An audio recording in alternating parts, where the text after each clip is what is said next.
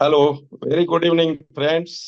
હું doctor VB Kasundra, ડાયાબિટોલોજી, સેલસ hospital રાજકોટમાં છેલ્લા 10 વર્ષથી આ પ્રેક્ટિસ કરું છું અને મારું પ્રાઇમરી ક્લિનિક જસદણ છે, જ્યાં 40 વર્ષથી હું પ્રેક્ટિસ કરું છું. મિત્રો, આજે આપણે એક સબ્જેક્ટ ઉપર જે પબ્લિકની અંદર વેરી કોમન જોવા મળે છે એના માટેની એક ચર્ચા કરવાની છે.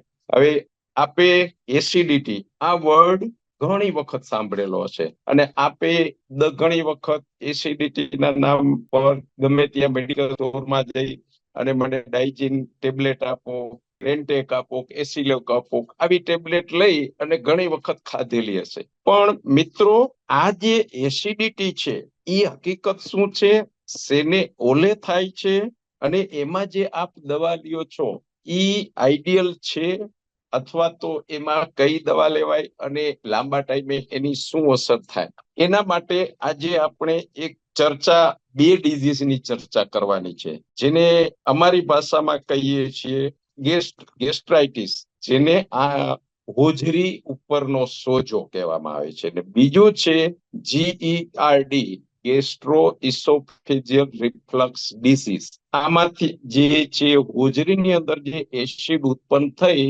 અને અન્નનળીના નીચેના ભાગમાં રિગર્જિટેટ થાય છે, આ બે ડિસીઝ છે. હવે જનરલી આપણે સમજીએ છીએ એ રીતે કે એસિડિટી, પણ આ બે ડિસીઝ છે એના સાઇન સિમ્પટમ, દાખલા તરીકે એના લક્ષણો સરખા મળે, પરંતુ ટ્રીટમેન્ટ બેયની જુદી થાય છે. એટલે સ્પેસિફિક આજે એના માટેની ચર્ચા કરવાની કે કયા ડિઝીઝની અંદર તમે કઈ મેડિસિન લઈ શકો અને તમે સારી લાઈફ કઈ રીતે જીવી શકો. હવે આ ડિઝીઝની એપિડેમિયોલોજી જોઈએ તો વિશ્વની અંદર એક પણ એવો કન્ટ્રી નથી કે જ્યાં GERD, એસિડિટી અને સૂજન આંતરના કે રોગ ન જોવા મળે. સૌથી વધારે જે છે વેસ્ટર્ન કન્ટ્રીની અંદર જોવા મળે છે. યુરોપની અંદર આનું પ્રમાણ 15 થી 25% પબ્લિકને જોવા મળે છે, જ્યારે અમેરિકન કન્ટ્રીની અંદર આનું પ્રમાણ 10 થી 20% સુધી જોવા મળે છે.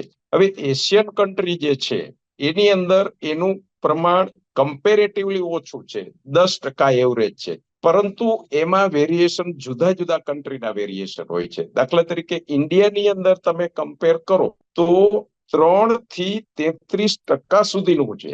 33% મીન્સ એવરેજ જે ઇન્ડિયાની અંદર જોવા મળે છે એ 8 થી 9% છે. પણ અમુક સ્ટેટ એવા છે કે જ્યાં દારૂ અને પેથોલોજી જે છે કે દારૂ ઓછો પીવાતો હોય, નોનવેજ ઓછું ખાતા હોય, લાઈફસ્ટાઈલ સારી હોય, એક્ટિવ હોય, એ વિસ્તારની અંદર 3 થી 5% જોવા મળે છે. જ્યારે અમુક કન્ટ્રી એવા, અમુક સ્ટેટ એવા છે, પંજાબ છે, પછી પશ્ચિમ બંગાળ છે, કે જ્યાં દારૂ વધારે પીવાતો હોય, લાઈફસ્ટાઈલ હાઈ હોય, ફેટી બોડી હોય, મેડિસિન બહુ લેતા હોય અને હેક્ટિક લાઈફસ્ટાઈલ હોય અને મેન્ટલ સ્ટ્રેસ વધારે હોય. આ એના પેથોલોજીકલ કારણો છે. એટલે એ વિસ્તારમાં એની અસર 30%માં જોવા મળે છે.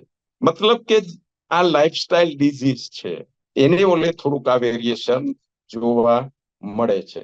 હવે આ રોગ આપણે બે વિભાગમાં ચર્ચા કરીશું, જેને આપણે આ હોજરીનું સૂજન ગેસ્ટ્રાઇટિસ કહીએ અને બીજું GERD કહીએ. હવે આ શરૂઆત કરીએ તે પહેલા તમને થોડું હું એનેટોમિકલ પોઝિશન આપી ચર્ચા કરી લઉં. એનેટોમિકલ પોઝિશન મીન્સ કે આપણે જે ખોરાક ખાઈએ, મોઢેથી લઈએ, સલાઈવા એમાં એડ થાય એટલે આપણો ખોરાક એકદમ પોચો થઈ જાય, પછી આપણે ગળે ઉતારીએ એટલે ઇસોફેગસમાં થઈ અને હોજરીમાં જાય. હવે ઇસોફેગસ, જેને આપણે અન્નળી કહીએ, અન્નળી અને હોજરી એ બે વચ્ચે વાલ હોય. એ વાલ તમે જમો એટલે અંદર ખુલે, પછી ખોરાક લેવાઈ ગયો પછી વાલ બંધ થઈ જાય એટલે ખાધેલું પાછું રિગર્જિટેટ ઇસોફેગસમાં કે અન્નળીમાં ન આવે. હવે હોજરીની અંદર ઘણા બધા એન્ઝાઇમ ઉત્પન્ન થાય, ગેસ્ટ્રિક એન્ઝાઇમ કે જે ખોરાક આપણે 3 સ્વરૂપમાં ખાધો, ચરબી, પ્રોટીન, કાર્બોહાઈડ્રેટ, એનું પાચન કરે. 20 થી 30% પાચન આ ગેસ્ટ્રિક જ્યુસ થી હોજરીની અંદર થાય છે. હવે હોજરીમાં જે પાચન થયું ઈ ખોરાક હોજરીમાંથી નાના આંતરડામાં જાય. હવે નાના આંતરડામાં ડિયોડિનમ છે,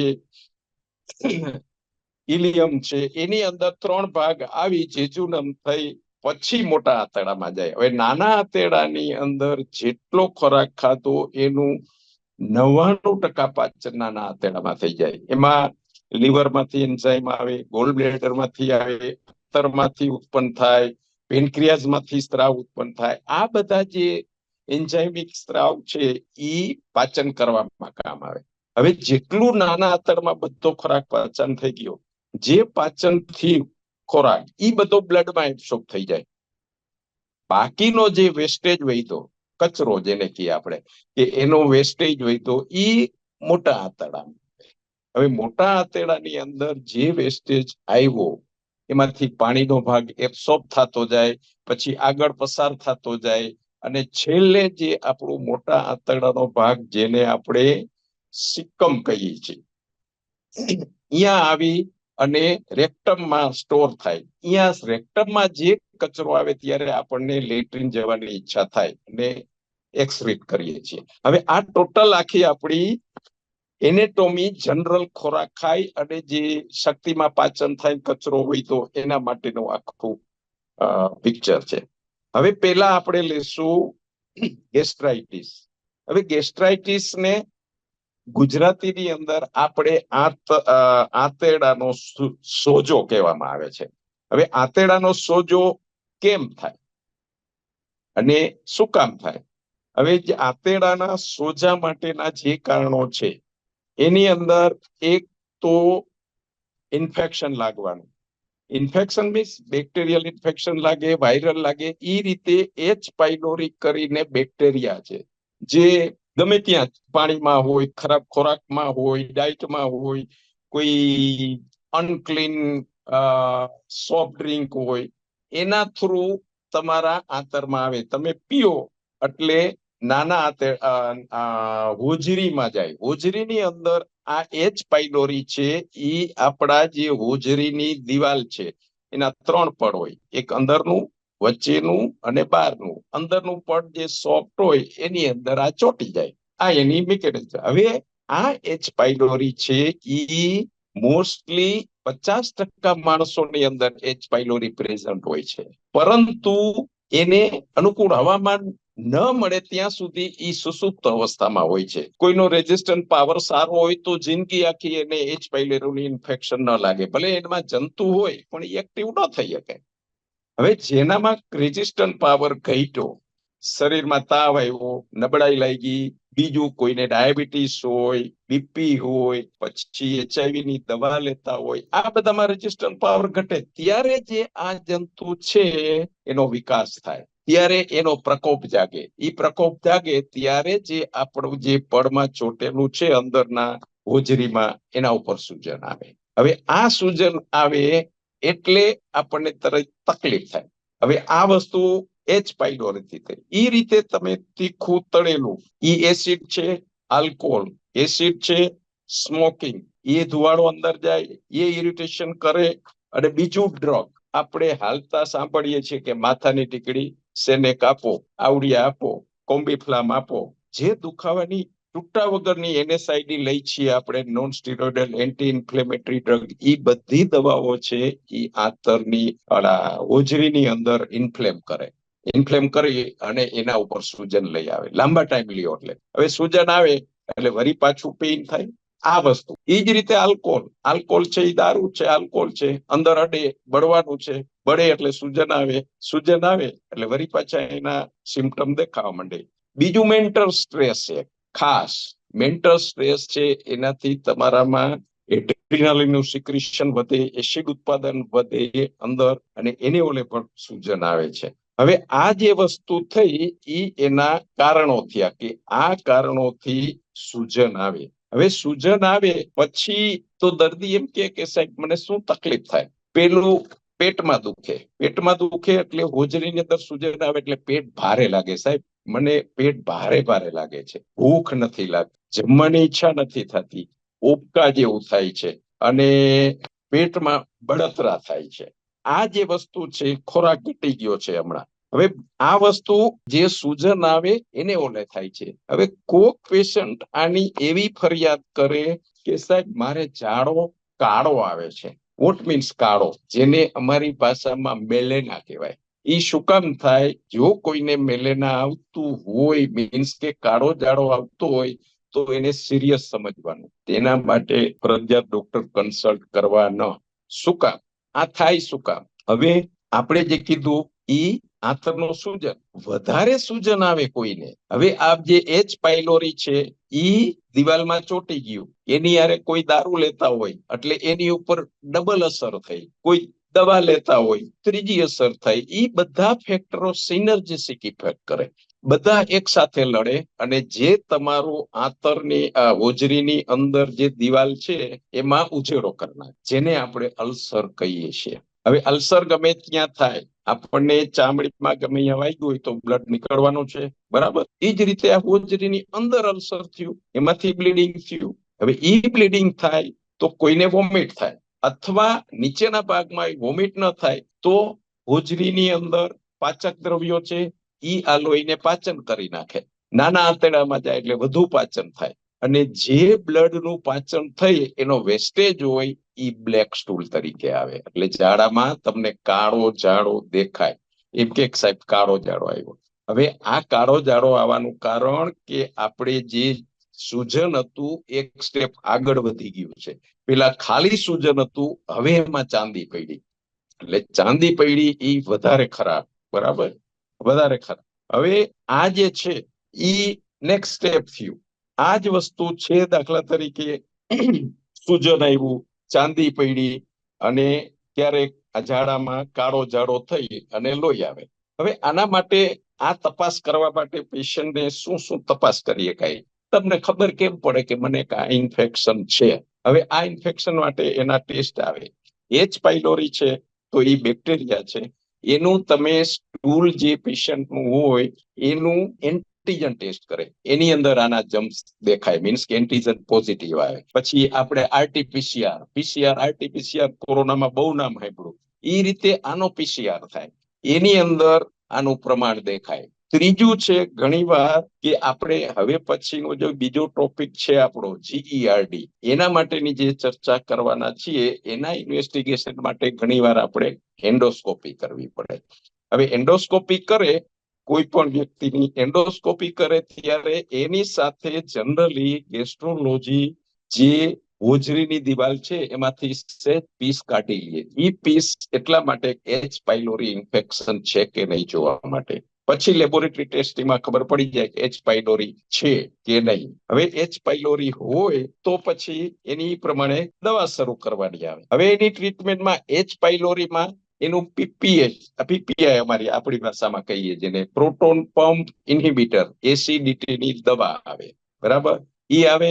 ડબલ એન્ટીબાયોટિક આવે, જેમાં એમોક્સિસિલિન આવે 500 મિલીગ્રામ સવાર સાંજ આપે, એજીથ્રાલ 500 ની આપે, અને ટીનિડાઝોલ. આ 21 દિવસનો આખો કોર્સ કરાવે. 21 દિવસ પછી પાછું પેશન્ટને ઘણીવાર ટેસ્ટ કરાવે. હવે એના જંતુ છે કે નહીં તો રિપીટ ટેસ્ટ કરે, સ્ટૂલની અંદર ઈ નેગેટિવ આવે એટલે સમજવાનું કે આપણને એચ પાયલોરી છે એ ક્યોર થઈ ગયું. હવે એચ પાયલોરી ક્યોર થઈ ગયું એટલે એમ નથી સમજવાનું કે આપણે ફ્રી થઈ ગયા, પણ આ ડિઝીઝ થાય છે આપણી લાઈફસ્ટાઈલથી. એટલે ધ્યાન તો રાખવાનું જ, ખાવા પીવામાં, બહારનું ખાવાનું હાઇજીનિક હોવું જોઈએ, હાથ પગ નખ વધવાના જોઈએ, ખુલ્લા પગે લેટ્રિન નહીં જવાનું, આંગળા મોઢામાં છોકરાઓને નહીં નાખવા દેવાના, અને બહારથી ધૂળમાંથી રમીને આવે એટલે ચોખ્ખા પાણીએ ધોવડાવી અને સાફ કરાવી નાખવાના.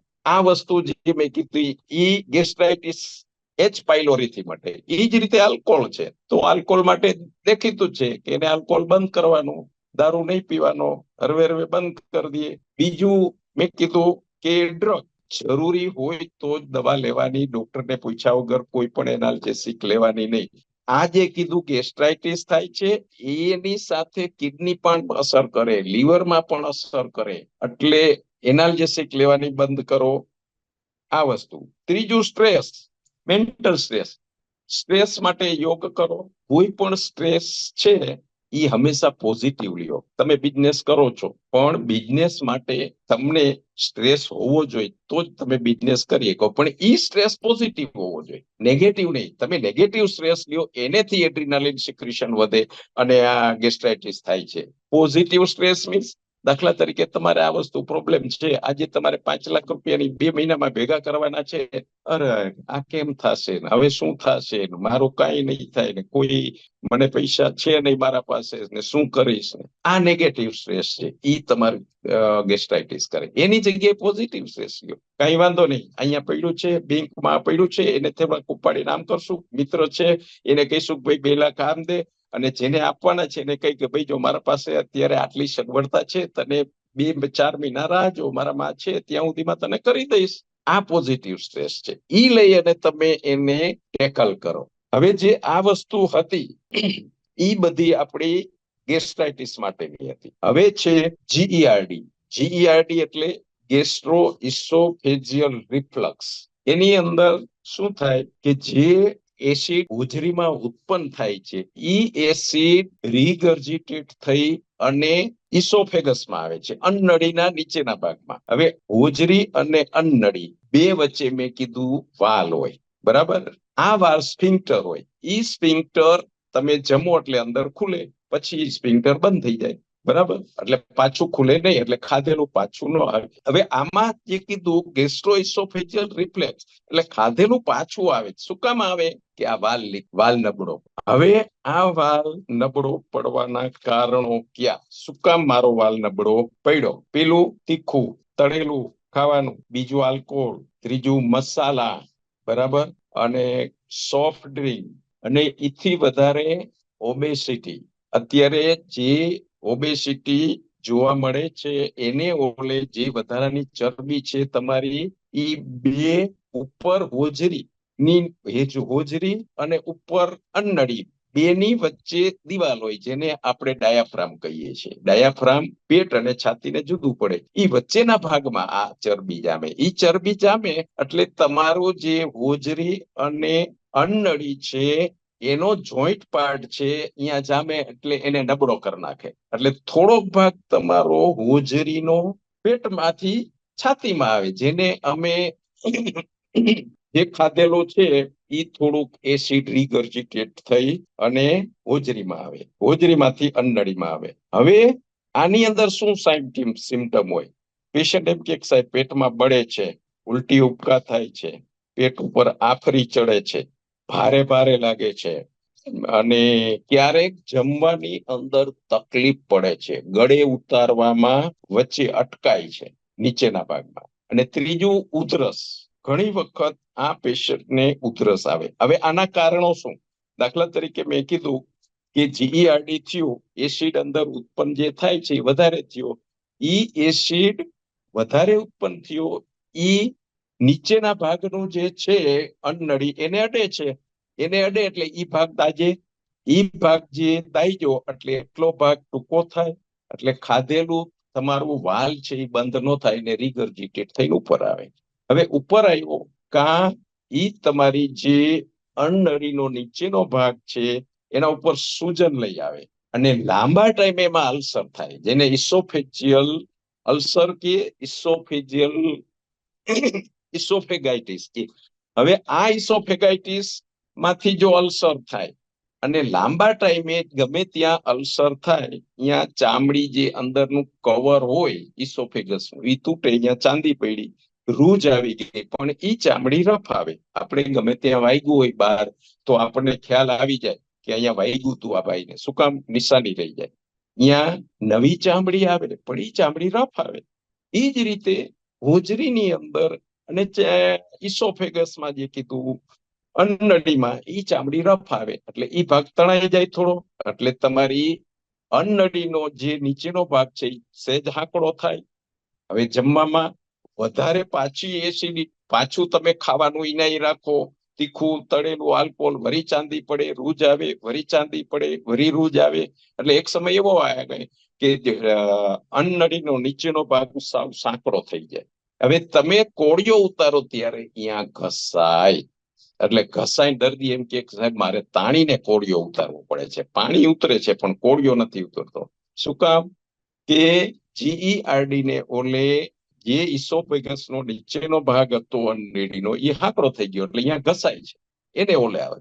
હવે જે લોકોને આ ઘસાતું હોય એ વેરી સિરિયસ, આ એડવાન્સ સેકન્ડ સ્ટેજ થયું. હવે પછીનું સ્ટેજ એમાં શું આવે? કેન્સર. ઇસોફેગસના નીચેના ભાગનું આમાંથી કેન્સર થાય. આ વસ્તુ એટલે ખાસ કાળજી આ વસ્તુ રાખવી. બીજું મેં કીધું ઉધરસ આવે. ઉધરસ શું કામ આવે?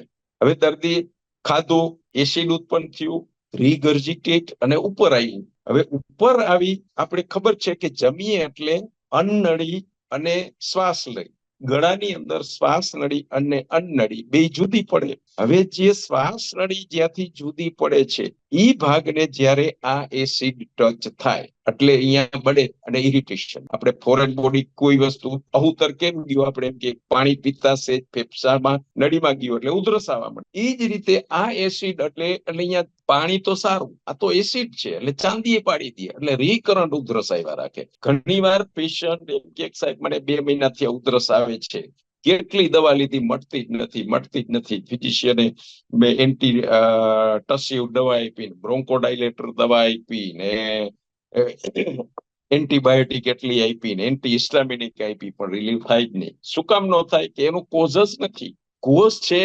જીઈઆરડી ને ઓલે. તો જીઈઆરડી માટે તમે એની પીપીઆઈ આપો. અઠવાડિયામાં પેશન્ટ એમ કે સાહેબ મને ઉધરસ મટી ગઈ. હા, આ વસ્તુ છે. ડાયગ્નોસિસ કરવાનું કારણ આ વસ્તુ છે કે પ્રોપર ડાયગ્નોસિસ કરી અને તો પેશન્ટ એનું તકલીફ ન થાય અને સારી રીતે પોતાની લાઈફ ટાઈમ જીવી શકે. હવે બીજું આ વસ્તુ જે આપણે અત્યાર સુધી કીધું, બરાબર, આ શેને ઓલે થાય છે? પેલા આટલું નહોતું, અત્યારે જોવા શું મળ્યું? અવર લાઈફસ્ટાઈલ એન્ડ લાઈફસ્ટાઈલ.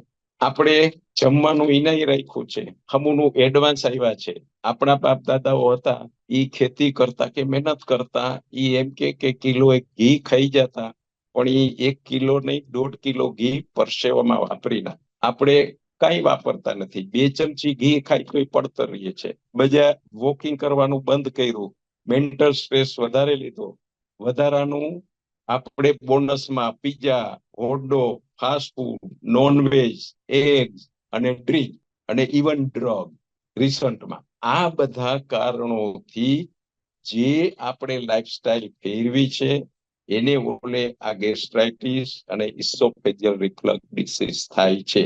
આ બેને જુદી ચર્ચા કરવાનું કારણ એ હતું કે બેયના સિમ્પટમ જુદા હોય અને ટ્રીટમેન્ટ જુદી હોય. આની અંદર ટ્રીટમેન્ટ પાર્ટ તરીકે જે છે ઈ પીપીઆઈ, પેલા પીપીઆઈ પ્રોટોન પંપ ઇન્હિબિટર. બીજું લાઈફસ્ટાઈલ વધારે તમારી લાઈફસ્ટાઈલ ઈ જ આની દવા વધારે છે. શું કામ?